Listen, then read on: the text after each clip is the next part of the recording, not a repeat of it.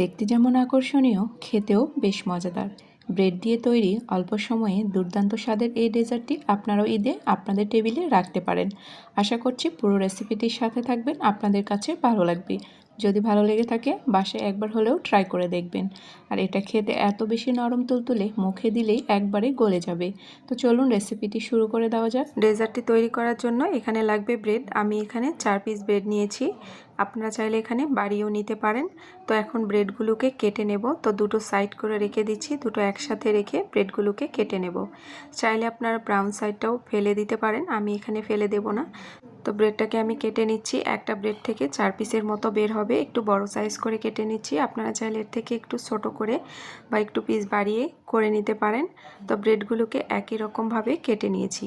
এখন আমি চিনির শিরা তৈরি করে নেব। তো তার জন্য এখানে নিয়ে নিচ্ছি হাফ কাপ পরিমাণ চিনি আর দিয়ে নিচ্ছি প্রায় 1 কাপ পরিমাণ পানি। তো পানির পরিমাণ চিনির থেকে একটু বেশি নিতে হবে।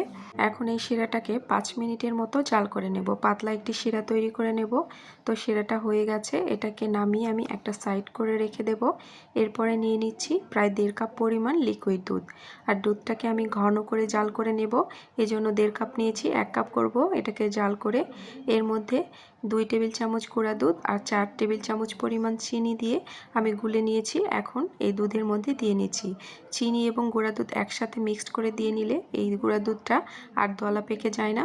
তো সামান্য একটু ফুড কালার দিয়ে নিচ্ছি, এটা অপশনাল, আপনারা চাইলে স্কিপ করতে পারেন।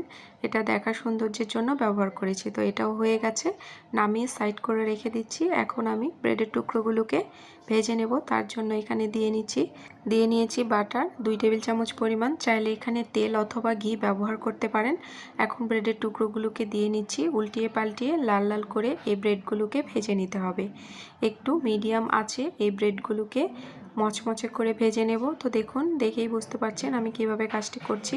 আর ঘি অথবা বাটারে ভেজে নিলে এর থেকে খুব সুন্দর একটা গন্ধ বের হয়। চাইলে আপনারা তেল দিয়েও ভেজে নিতে পারেন, তবে ঘি এবং বাটার দিয়ে ভেজে নিলে এটা খেতে বেশি ভালো লাগে। তো ভিডিওটা স্কিপ হয়ে গেছে, আমি ব্রেডের টুকরোগুলোকে চিনি শিরায় ভিজিয়ে এগুলোকে উঠিয়ে উপর থেকে যে মালাইটা তৈরি করেছিলাম তার উপরে দিয়ে নিয়েছি। ভিডিওটা স্কিপ হয়ে গেছে, এই জন্য আপনাদের কাছে সরি চেয়ে নিচ্ছি। তো আপনারা অবশ্যই এই কাজটি করবেন, তাহলে এটা খেতে অনেক বেশি মজাদার হবে। তো একটা আমি আপনাদেরকে উঠিয়ে কেটে দেখাচ্ছি, দেখুন কতটা নরম তুলতুলি আর সফট হয়েছে। আর এটা খেতেও অনেক বেশি মজাদার।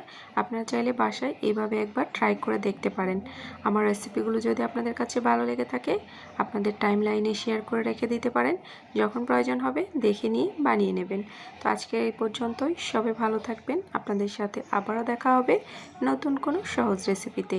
আল্লাহ হাফেজ, আসসালামু আলাইকুম। সবাই ভালো থাকবেন। ঈদ মোবারক।